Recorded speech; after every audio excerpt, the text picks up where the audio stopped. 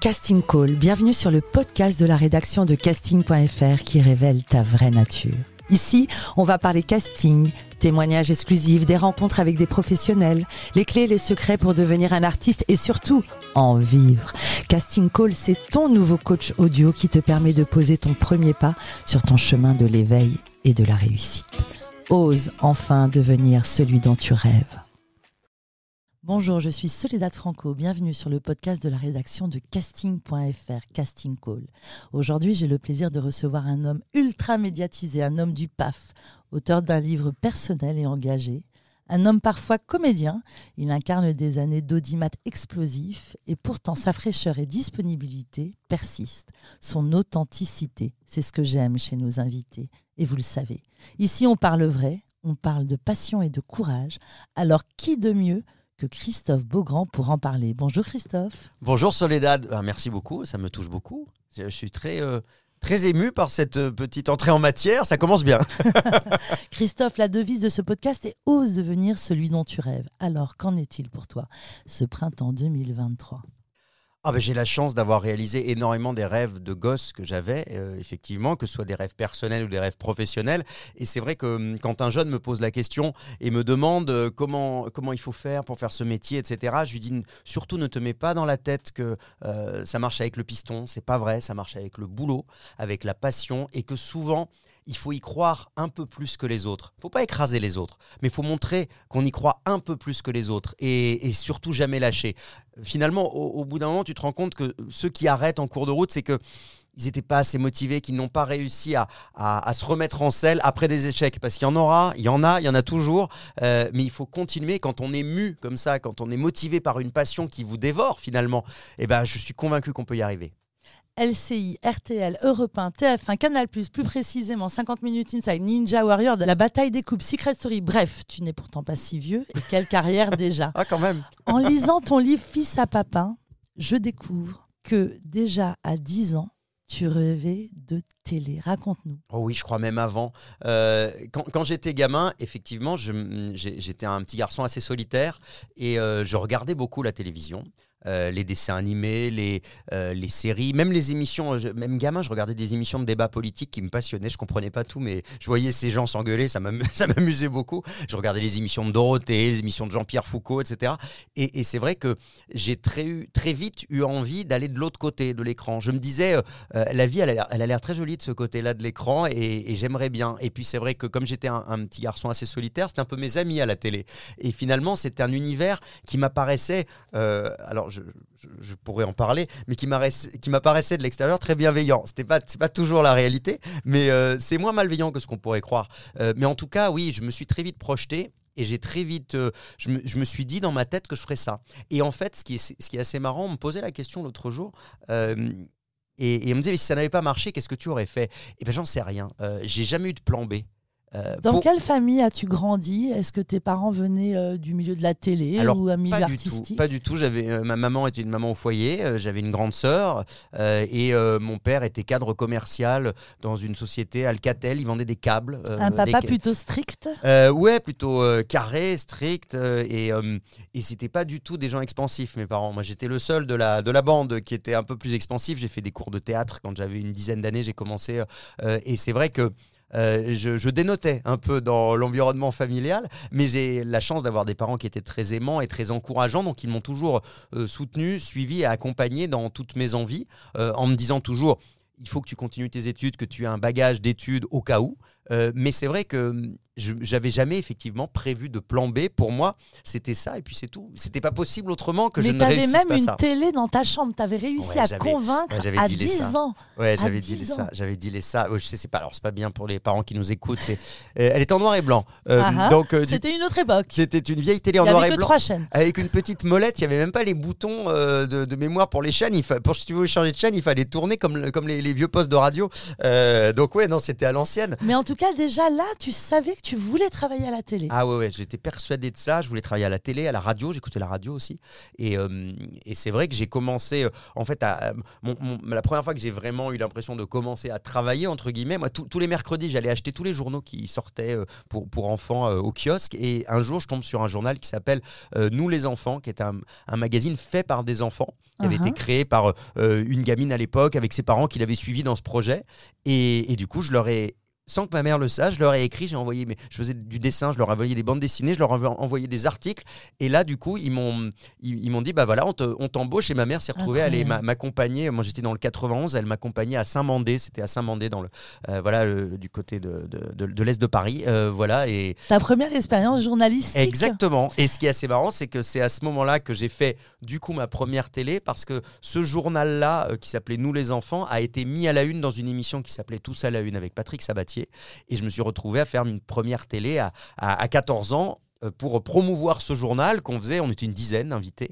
Et là, j'ai vu vraiment la télé pour de vrai, avec des stars. On a été mis à la une par Patrick Bruel à l'époque. C'était une émission, pour ceux qui ne connaissent pas. Patrick Bruel qui revient souvent dans cette... C'est-à-dire que ça fait un moment qu'il est là aussi dans le milieu. Voilà, il en a vu passer des journalistes, des acteurs, des chanteurs, des artistes.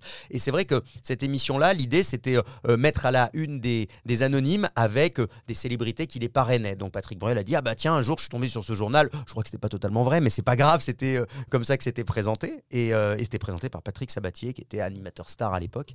Et c'était ma première télé. Ouais. Ta première télé. Ouais. Et ma première vraie télé. J'avais déjà fait une télé en maternelle. Alors j'ai lu La Malle à Malice, un faux ou un tox, à 6 ans. Oui. Et comment as-tu atterri sur ce programme? Non, alors c'était une petite émission. J'ai habité 2 ans quand j'étais petit à Nancy, et c'était sur la station régionale de France 3.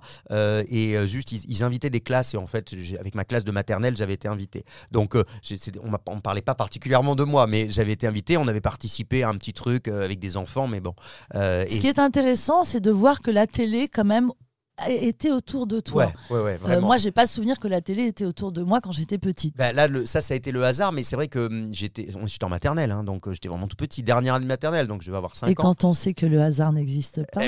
Là, en tout cas, il y avait quelque chose qui était peut-être prédestiné, mais ce qui est sûr, c'est que je me rappelle très bien d'avoir été fasciné par les caméras. C'est la première fois que je voyais, on était passé dans le couloir, on voyait le studio où il y avait le journal télévisé, les caméras qui étaient énormes à l'époque, parce que c'était, je te dis ça, c'était en 82, je crois, et je me rappelle très bien de la carte météo. Ça m'avait fasciné parce qu'à l'époque, c'était pas des cartes numériques, c'était des vraies cartes où tu collais les soleils avec un aimant. Tu sais, il y a les soleils et les nuages. Les gens qui m'écoutent doivent se dire, le mec, il a 75 ans en fait. Et c'est vrai que ça a été un souvenir. J'avais que 5 ans, c'était un souvenir très fort. Je m'en rappelle encore comme si c'était hier. J'avais été fasciné, j'avais les yeux comme ça. Je me disais, c'est ça que je veux faire, c'est là que je veux être. Ta passion est née là. Elle avait commencé avant, mais je pense qu'elle s'est matérialisée très tôt, du coup, à 5 ans, comme ça, en voyant à quoi ça ressemblait de l'autre côté de la caméra. Et tu racontes aussi qu'il y a un avant-après. Lorsque tu as 10 ans, tu étais un petit garçon un peu timide, les gens n'étaient pas très sympas avec toi et tu as fait une rencontre avec un petit camarade. Tu es parti en colo et là, il y a eu un déclic. Il y a un avant-après. On sent que là, ça t'a... Raconte-nous. Oui, parce que j'étais un gamin, on m'en parlait pas à l'époque, mais j'ai un peu subi ce qui pouvait ressembler à du harcèlement scolaire. En tout cas, j'étais pas populaire dans la classe et j'étais vraiment mis de côté. Et puis un jour, il y a un copain de classe, je sais pas pourquoi, et c'était le garçon populaire de l'école, c'était le capitaine de l'équipe de foot, donc c'était comme dans les films américains. Je dis tiens, il y a un gars populaire qui s'intéresse à moi. Et là, j'ai un peu changé d'univers. Je dis tiens, c'est possible en fait de trouver sa place. Et puis on est allé en colo ensemble. Là, c'était la première fois que j'étais coupé de papa, maman, surtout de maman, parce que j'étais un peu le fils à maman dans les jupes de maman. Et voilà, mais c'est comme ça c'est par étapes, comme ça qu'on gagne en confiance en soi et qu'on commence à grandir. Et c'est l'année suivante, quelques mois après, que j'ai commencé les cours de théâtre aussi, une petite école de théâtre dans ma ville, dans le 91, et ce qui m'a beaucoup aidé je pense, à prendre confiance en moi. Alors, raconte-nous tes études de journaliste, parce que tu voulais devenir journaliste. Exactement. Alors ça, c'est ma mère. J'ai failli faire une école de radio à un moment donné pour devenir animateur radio, et ma mère me dit, bon, il faut quand même que... J'étais bon à l'école, j'avais des facilités, j'étais passionné par l'actualité. Ma mère me dit, bon... Et tout ça, c'est où? C'est à Paris? Ouais, à Paris, en région parisienne. Ouais. Okay. Et ma mère me dit, faut quand même faire des études sérieuses. Tu sais, journaliste, si jamais à la télé, à un moment donné, ça marche pas, tu pourras faire de la presse écrite, tu pourras faire d'autres choses. Donc, il faut que tu aies ce bagage-là. Mais tu te voyais comment? Animateur, journaliste, investigation? J'ai toujours aimé tout faire, en fait, parce que parallèlement à tout ça, j'ai commencé à 15 ans une petite radio locale aussi, où je présentais une émission tous les week-ends. week-end. Donc là encore, ma maman prenait sa voiture pour m'accompagner. Elle m'a beaucoup accompagné. Mais c'est important d'être soutenue. Elle m'a jamais poussé parce que c'était pas son univers, donc ça fait pas partie de ces gamins. Toi, tu le sais, dans l'univers du casting, parfois, tu as des gamins qui n'ont pas plus envie que ça, mais la maman, elle essaye de régler des comptes et tout. Donc, elle se projette. Exactement, elle se projette. Elle dit ma fille, tu seras une star. Moi, j'ai pas pu l'être. Moi, c'était pas du tout ça. Moi, ma mère, elle était juste en soutien et elle m'aidait à réaliser les rêves que j'avais. Et du coup, moi, toute la semaine, je rédigeais mes émissions. Parfois, il y avait des petits JT, des petits flash radio d'information. Il y avait des parodies, des sketchs. Donc, j'ai toujours fait à la fois des choses à mi-chemin entre le sérieux et le divertissement. Ce que je fais toujours aujourd'hui finalement, puisque je fais à la fois de l'info sur LCI le week-end où je présente le magazine du matin entre 6h30 et 10h où c'est à la fois de l'actu, de la culture, etc. Et puis en même temps, je fais des purs divertissements comme Ninja Warrior ou comme j'ai fait Secret Story il y a quelques années. Et c'est ce qui est sidérant. Lorsque j'ai préparé cette interview, je te connais depuis de nombreuses années, je te suis. Ce qui est sidérant, c'est que tu arrives à être animateur télé, présentateur télé, ouais. Animateur radio, tu te mets en scène, on en parlera, et ce qui me semble assez rare en France, où on te catalogue. D'après toi, comment tu y arrives? Alors, je ne sais pas pourquoi, et on m'a souvent dit ça, et effectivement, je ne peux pas te dire, parce qu'en principe, ça n'existe pas. Ça n'existe pas, on te prend au sérieux. On ne peut pas à la fois faire un JT et te parler de l'Ukraine et de la politique, et faire Secret Story ou Ninja Warrior ou le Loto, et en même temps faire des imitations et chanter aux grosses têtes, et en même temps écrire un livre sérieux sur l'homoparentalité. C'est assez marrant. Je me suis jamais mis de barrière. Et j'ai toujours imposé les choses en fait. Et à un moment donné, j'ai eu la chance que ça marche. Je pense que soit dans le public, en fait le public se pose pas vraiment ce genre de questions, c'est plus les gens du métier qui se posent ces questions-là, mais je pense que dans les deux cas, en tout cas dans le public comme dans le métier, les gens savent qu'il y a une vraie sincérité dans ma démarche. C'était la réponse que j'attendais, et que je fais les choses avec une vraie envie, quoi. J'ai jamais fait aucun choix guidé par des choix financiers, ce genre de choses, mais c'est juste parce que c'est mes passions, ça m'intéresse, et je pense que quand tu arrives à transmettre la passion que tu as, tu peux tout défendre, et on voit qu'il y a une sincérité et rien de fake derrière. Je pense que c'est ça qui fait la différence, je pense. D'ailleurs, si je te pose la question, où es-tu le plus heureux, à la radio ou sur LCI ou sur Ninja Warrior? Et oui, on me demande souvent ça. C'est dur. Comment répondre? C'est dur. Exactement, c'est très dur de répondre. On me dit, qu'est-ce que tu devrais... J'aimerais pas arrêter la radio parce que j'adore ça. Derrière un micro, je trouve ça formidable. Tu arrives à raconter des choses rien qu'avec le ton de la voix. J'ai commencé par la radio moi, à 15 ans. Donc, je pourrais pas arrêter la radio. Enfin, je pourrais pas. Si j'avais pas le choix, je le ferais. Et ça m'embêterait beaucoup qu'on me force à choisir. J'ai la chance que jusqu'à maintenant, on n'est pas forcé à choisir, et de travailler dans un univers, notamment à TF1, dans le groupe TF1, où je peux intervenir sur les différentes chaînes du groupe de manière très très différente. Donc, pourvu que ça dure. Ouais. Pourvu que ça dure, ça va durer. Alors, tu finis tes études de journalisme, ouais. Et alors, qu'est-ce qui se passe? Eh bien, je rentre en stage à LCI pour la première fois. Alors, je me bagarre un peu parce qu'à l'époque, je ne suis pas très populaire auprès de la directrice de l'école de journalisme parce que justement, on parlait des cases, elle aime bien les journalistes très sérieux, et il se trouve que parallèlement à mes études de journalisme, j'ai participé à un concours d'animateur télé sur France 2, qui est Antenne 2 à l'époque, qui était présenté par Jacques Martin. Oui. Et du coup, elle m'a mis de côté, elle m'a dit, bon alors lui, il me gonfle, donc je vais pas l'aider. Donc elle m'a mis dans des stages... de trucs que j'avais pas envie de faire en fait. J'avais été un peu puni. Je m'étais retrouvé secrétaire de rédaction à l'Union de Reims, à la locale de Châlons-en-Champagne. Alors je tiens à dire à tous les gens qui sont du coin, je me suis beaucoup amusé, je me suis éclaté, mais j'avais fait des choix pour être en stage en télé ou en radio, et je me retrouve secrétaire de rédaction à l'Union de Reims, donc c'était pour me punir un petit peu. Ouais. Donc du coup, c'est moi qui me suis démerdé à appeler moi-même. En principe, tu étais placé en fin d'études, c'était l'école de Bordeaux, qui est une très bonne école de journalisme, qui fait partie des école reconnue. En principe, tu étais placé par quelqu'un qui s'occupait des stagiaires, et du coup, moi, je me suis démerdé et j'ai appelé LCI. Je suis allé faire un essai là-bas.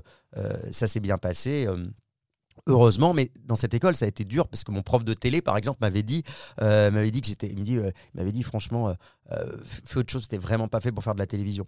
Donc, Tu te rends compte, Christophe, Donc, et c'est bon. très important pour nos auditeurs, parce que combien de témoignages d'actrices qui te racontent qu'un directeur de casting t'a dit écoute, tu n'es pas très doué, mais toi, tu as persisté. mais oui, Quand on te disait ça, ça ne te faisait pas du tout vaciller? non, alors ça pique un peu quand même. Ça Je pique. te cache pas que ça pique un peu, mais comme je te disais tout à l'heure, j'ai eu cette espèce d'inconscience, je pense, de me dire que de toute façon, c'était ça, point.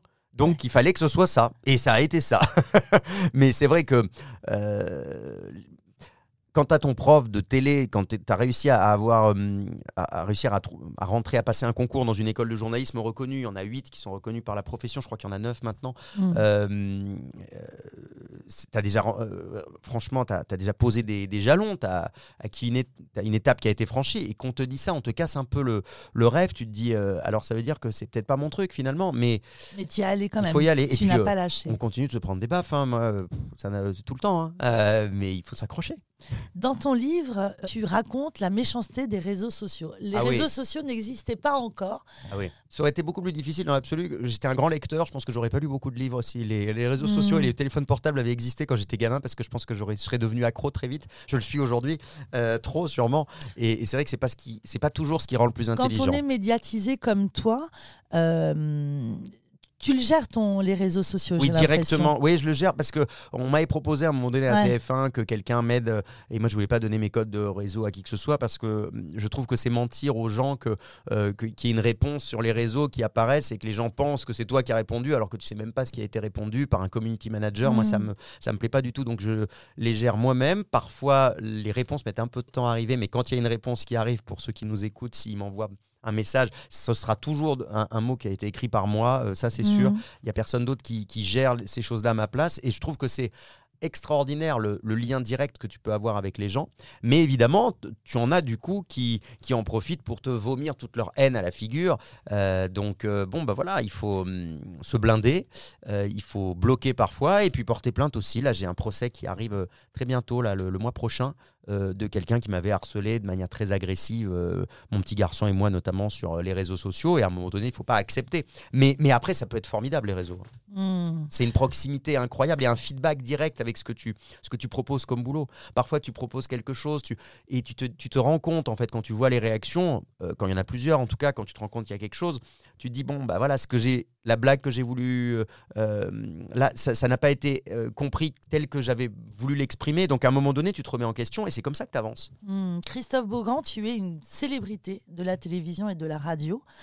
Tu as écrit un livre absolument merveilleux qui s'appelle « Fils à papa ».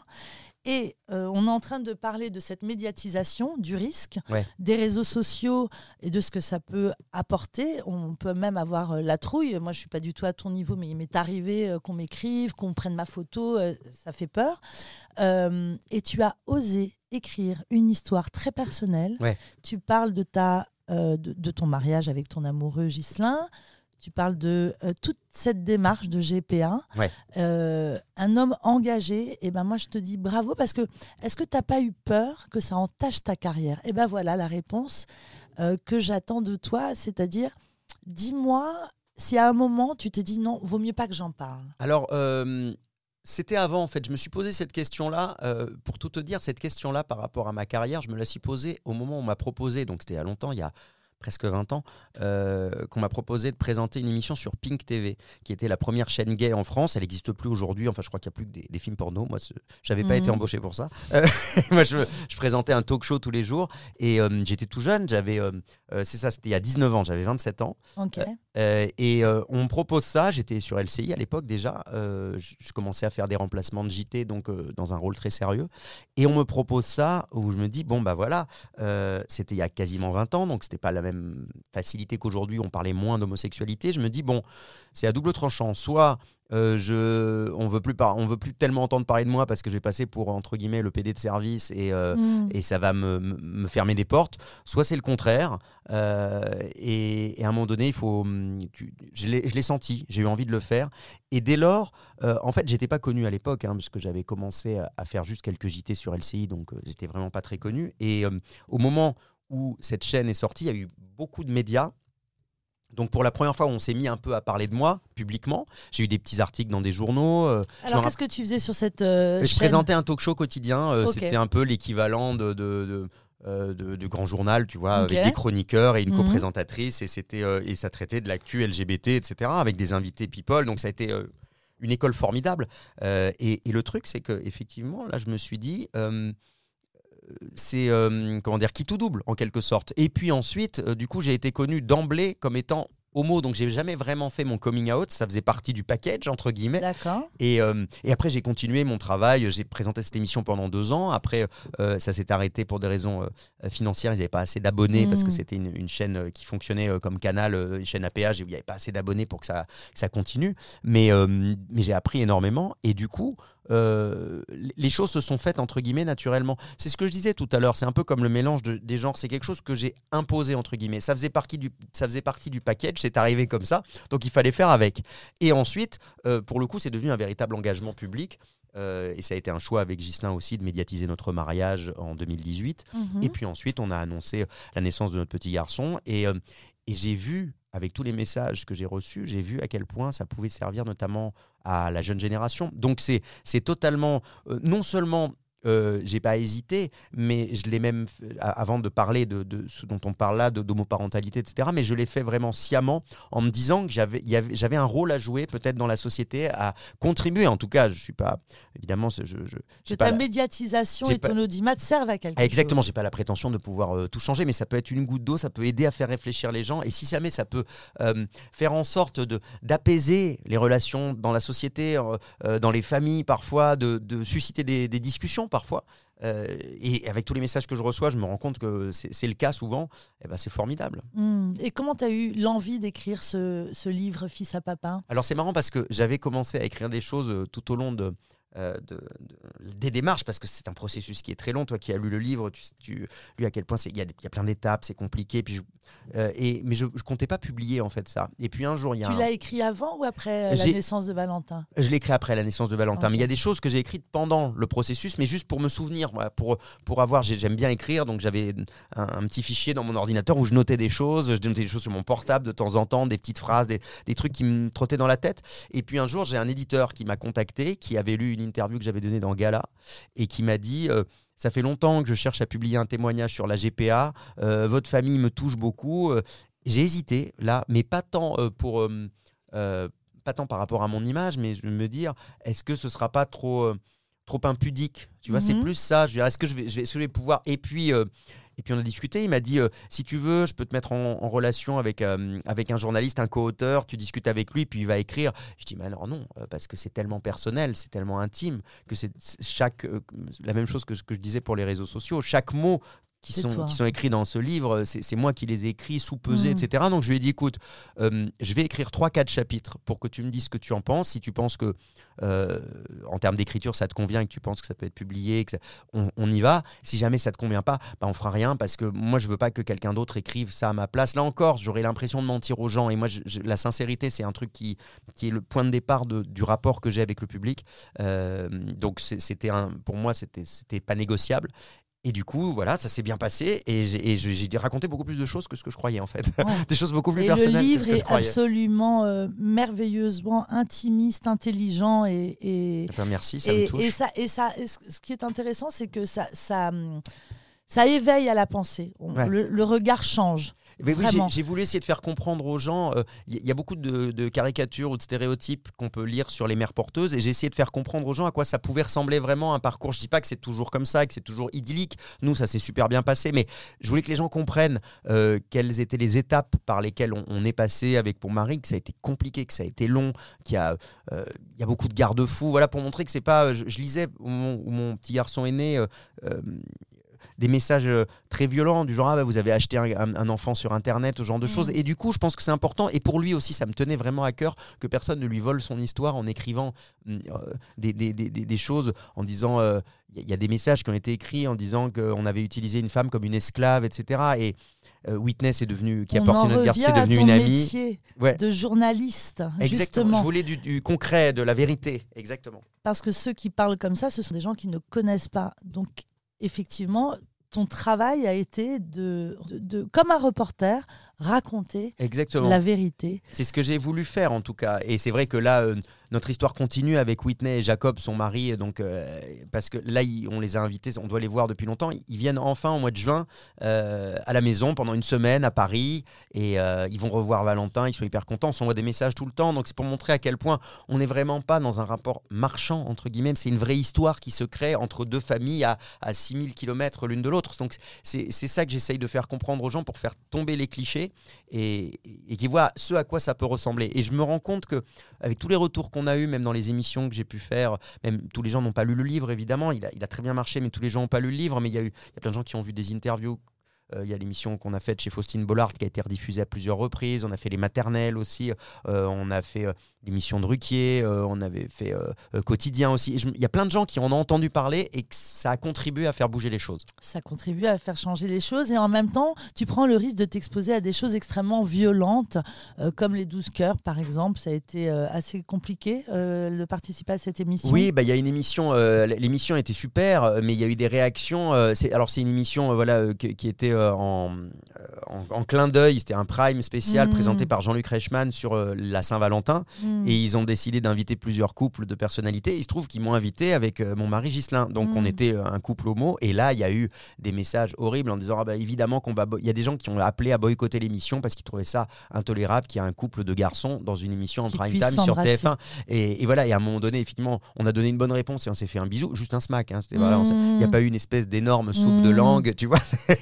Et là, les gens disent ouais, c'est dégoûtant, j'avais envie de vomir. Ouais. Et là, je me dis on en est encore là. Et c'est pour ça que c'est hyper important. Et j'étais très heureux que Jean-Luc nous fasse cette proposition-là, parce que je sais que ce sont des sujets qui lui tiennent à cœur. Que même à l'époque où il présentait Les Amours, c'est lui qui avait dit à la production il faut qu'on ait de temps en temps des couples homo aussi, parce que ça fait partie de la société. Et là, dans cette émission-là, ce soir-là, il y avait plusieurs couples très différents, il y avait des couples mixtes aussi, il y avait Black M par exemple, donc tu avais vraiment des différences de génération, de couleur de peau, de sexualité, d'âge, parce qu'il y avait Chantal là-dessous et son mari, donc il y avait toutes les générations, et ça c'est la France en fait. C'est la France. Et c'est ça qui est génial, et l'émission elle était hyper joyeuse, tous les gens du public étaient joyeux, et je pense qu'on a fait passer des beaux messages. Alors oui, il y a toujours des haineux qui déversent leur bile sur Internet, ça les soulage, j'imagine. Et il en ressort plus de choses sont positives. Moins nombreux. Oui, je pense. Il y a des choses qui avancent et qui j'espère.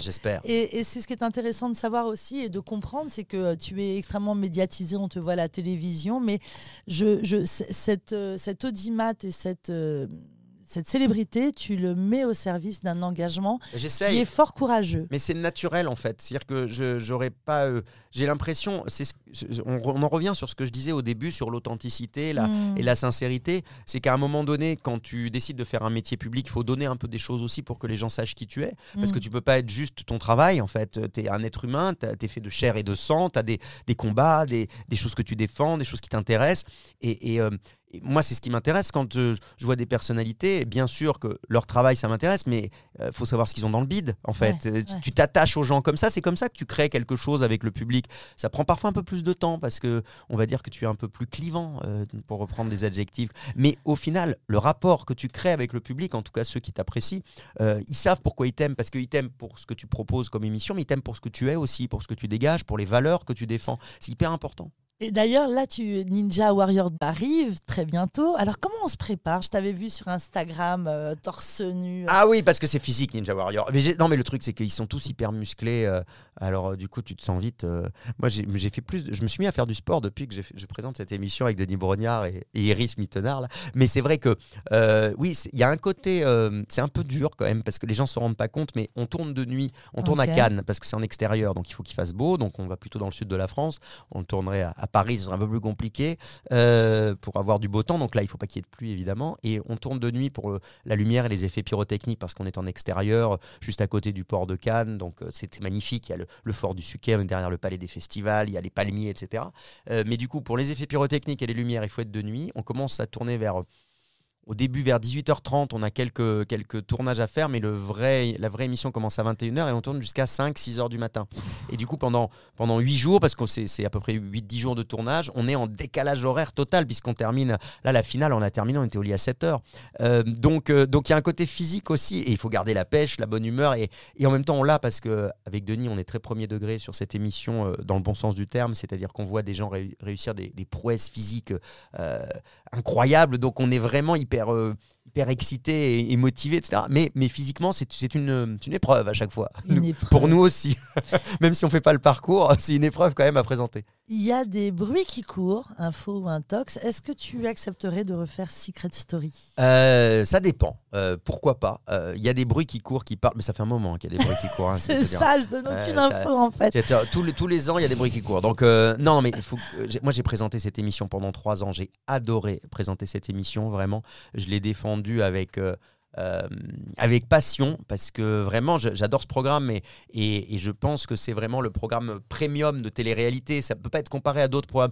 Pour moi, c'est au-delà de la télé-réalité, c'est un jeu, c'est un divertissement. Donc je trouve ça un peu réducteur de le mettre dans la case, uniquement dans la case télé-réalité. Après, ça fait maintenant 5 ans que ça s'est arrêté, ça va faire 6 ans, et si jamais on voulait relancer Secret Story, il faudrait, je pense, mettre les choses à plat, réfléchir à ce qu'on veut faire, travailler sur un casting qui soit peut-être plus en phase avec des valeurs d'aujourd'hui, c'est-à-dire avec des types de physique différents, pas avec des hommes comme des femmes trop caricaturales, c'est-à-dire pas forcément que des nanas avec des faux seins, avec des énormes bouches, etc., que des mecs hyper bien gaulés. Ça, il faut que ça ressemble, ce qu'on disait, à la société, à la France, avoir des couleurs différentes, des physiques différents, il peut y avoir des gens un peu ronds, etc. Donc, si jamais... Arrêter avec tous ces stéréotypes. Exactement. Et la télé-réalité a beaucoup véhiculé ces stéréotypes physiques. Quand on regarde le premier Loft, etc. Alors évidemment, on pense à Loana toujours, mais autour, c'était quasiment que des gens, je vais te mettre entre guillemets, normaux. Et ils l'ont très bien fait sur la Star Academy, par exemple, parce qu'il y avait plein de jeunes qui avaient des bonnes tronches, des belles énergies, mais c'était pas des prix de beauté, mais on s'en fout, c'était pas des top modèles, c'était pas ça qu'on venait chercher. Ouais. On voyait des êtres humains, et c'est ça qui était touchant. Donc, si on va dire que si le projet éditorial garantit ça, oui, ça m'intéresse. Je ferai pas une télé-réalité de plus caricaturale, ça m'intéressera pas. Donc après, on va voir. J'en ai déjà discuter, c'est des choses qu'on a pu évoquer à la fois avec le producteur, avec la chaîne, etc. Je sais pas où ça en est, est-ce que ça va se signer ou pas, est-ce que ce sera Secret Story ou autre chose, mais sous une même forme de télé-réalité comme Big Brother qu'il y a aux États-Unis, je sais pas encore, là c'est beaucoup trop tôt pour le dire. Donc je suis désolé, je ne réponds pas beaucoup à ta question. Non, mais ce qui est sûr, c'est qu'en tout cas, je suis convaincu que ce programme-là, pour parler de Secret que je connais, c'est une marque qui plaît encore aux gens. Il n'y a pas une semaine sans que je reçoive plusieurs messages en me disant alors quand est-ce que ça revient Secret. J'adorais Secret, moi j'adore cette émission. L'année dernière on m'avait dit qu'il y avait eu une ouverture de casting et en fait c'était du fake.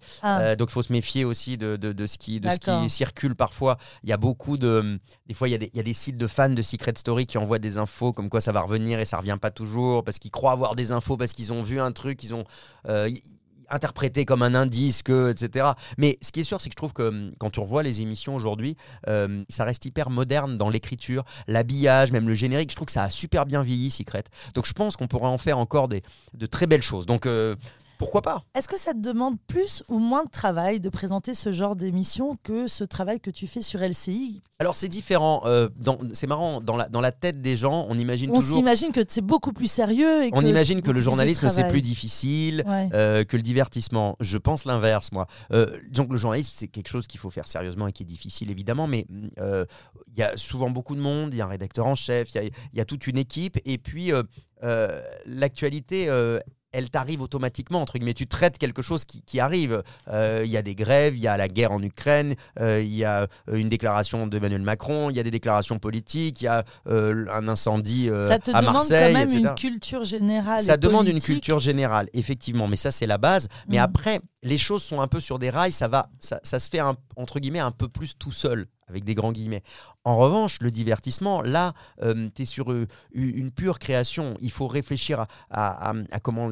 C'est beaucoup plus difficile de divertir des gens, je pense, que de les informer. C'est beaucoup plus exigeant. Je pense que produire une émission comme Secret, par exemple, c'est sans doute l'émission la plus compliquée à produire parce qu'il faut réussir à trouver des bons leviers pour motiver les habitants, trouver des jeux, des règles différentes à chaque fois. Il y a des émissions qui sont beaucoup plus faciles à produire que Secret. Je pense que, et c'est pas forcément les émissions qui ont la meilleure image, paradoxalement. Mais généralement, quand quelqu'un a bossé en télé-réalité, dans le métier, c'est connu.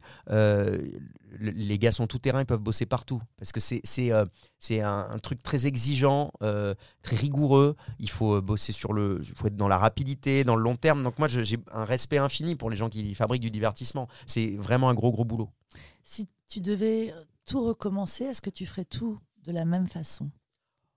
Je pense que oui. Parfois, des fois, tu te dis, tiens, ce choix-là, je le ferais peut-être pas pareil. Mais franchement, je pense que oui. J'ai eu de la chance, j'ai beaucoup travaillé et surtout j'ai su saisir la chance. Il faut et puis je le dis toujours quand je vois des jeunes stagiaires qui arrivent avec nous, etc. et qui parfois veulent savoir à quel moment ils ont leur jour de repos, à quelle heure ils terminent, etc. Je leur dis c'est bien de se poser ce genre de questions-là. Moi, je ne me les posais pas quand j'ai commencé. Et quand on me posait la question, tiens, est-ce que tu veux bosser ce week-end en plus pour tel truc ? Moi, c'était oui, immédiatement. Donc, je pense les générations ont changé. Je pense que c'est pas si difficile que ça aujourd'hui de se faire remarquer dans une rédaction. Quand on arrive, en tout cas, à passer ce cap-là, à mettre un pied d'une manière ou d'une autre, après se faire remarquer un peu... Bien bosser, être un peu plus rigoureux que les autres, c'est pas si difficile, je pense. Alors, quel conseil tu donnerais à nos auditeurs qui rêvent d'entamer une carrière artistique comme la tienne, qui aimeraient devenir l'animateur que tu es ? Alors, je pense qu'il faut, évidemment, il faut être très bosseur. Okay. Il faut jamais dire non. En tout cas, il faut être toujours dispo. Il ne faut pas hésiter à faire une croix sur ses vacances. Moi, j'ai pas eu de vacances pendant 5 ans parce qu'au moment de l'été, c'est là qu'il y avait des possibilités pour moi de faire des remplacements à la présentation, au JT par exemple. Donc, je faisais les JT la nuit en plein été. Donc, autant te dire qu'il n'y avait pas un chat qui me regardait, mais c'est comme ça que tu apprends ton métier. Donc, oui, il ne faut pas compter ses heures et il faut toujours croire en son étoile. Vraiment, c'est facile à dire, mais il faut vraiment croire en son étoile et puis essayer de saisir toutes les opportunités. Moi, j'ai commencé la radio sur une petite radio locale. Je conseille à tous ceux qui peuvent le faire de le faire. Aujourd'hui, en plus, avec Internet, il y a plein de petites radios avec ou créer son podcast, pourquoi pas, comme tu le fais là aujourd'hui. Il y a moyen, aujourd'hui, contrairement à moi quand j'étais gamin, il y a beaucoup plus moyen de faire des choses soi-même. C'est comme ça qu'on apprend. C'est en se bougeant et il faut réussir à convaincre son entourage aussi. C'est peut-être ça qui est le plus difficile parfois parce que on va sacrifier beaucoup de choses. Quel est ton plus beau souvenir de carrière jusqu'à maintenant ? Oh, j'en sais rien, il y en a eu beaucoup. Je pense que celui qui m'aura le plus marqué, j'en m'en rappelle encore physiquement, c'est mon premier prime en direct sur TF1, c'était pour le lancement de Secret Story.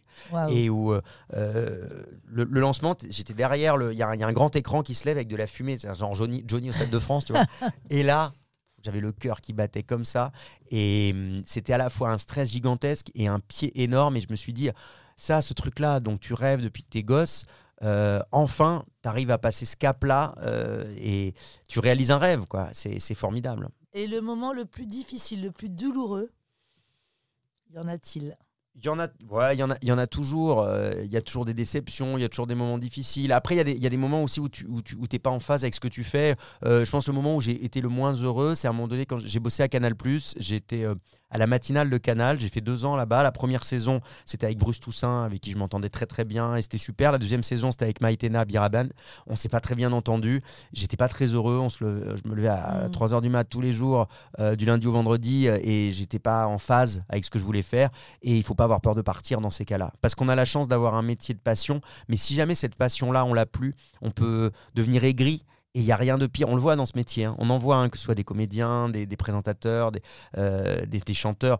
Quand tu n'as plus cette passion juvénile, quoi, faut toujours faire en sorte que le petit garçon qui est en toi soit toujours là. Encore en toi. Voilà, le petit garçon. Et c'est pour ça que je voulais commencer cette interview par Christophe Beaugrand à ses 10 ans. Dernière question, qu'est-ce qui a changé chez toi depuis que tu es devenu papa ? Ah, alors c'est marrant, à la fois tout et rien, j'ai l'impression. C'est-à-dire que, alors, tu te mets à avoir beaucoup de recul sur énormément de choses parce qu'il n'y a plus que ça qui compte vraiment.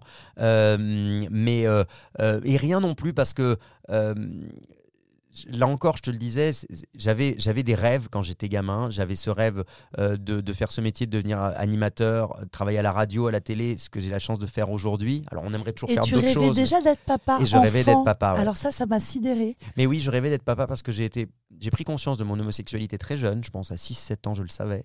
Et du coup, j'ai intégré d'emblée que ce ne serait pas possible de fonder une famille. Mais tu avais des préoccupations extrêmement matures pour un petit garçon. Ouais, j'étais très en avance, je pense. Ouais. J'étais très en avance. J'avais j'avais des projets professionnels dans ma tête à 10 ans déjà. Je faisais mes petites émissions de radio, mes trucs. J'écrivais beaucoup de choses. C'était très, très actif, ça tournait beaucoup. Donc moi, j'ai l'impression, quand on me pose la question en me disant, tiens, bah là... Moi, j'en suis à... j'ai commencé à LCI, je suis à 24 ans de carrière, mais en fait, pas 24 ans, parce que moi, j'ai commencé à 14 ans. Donc, en fait, j'ai 35 ans de carrière, quoi. C'est rigolo. Comme quoi, tout est possible, Christophe. C'est Oui. Ce que tu incarnes. Et moi, je pense que c'est ça qu'il faut dire aux gens, vraiment. Ne croyez pas tous ceux qui vous disent « mais tu n'y arriveras jamais ». Peut-être que tu n'y arriveras pas, mais il faudra te donner tous les moyens pour y arriver. Et il y a de très grandes chances que tu arrives à déplacer des montagnes, parce que quand on veut, on peut, j'en suis convaincu. En s'écoutant et en s'assumant. Exactement, en étant qui l'on est, en étant soi-même, et en se disant en tout cas que rien n'est insurmontable. Merci pour ce merveilleux moment, Christophe Beaugrand. Avec plaisir. Et à très bientôt. Merci beaucoup.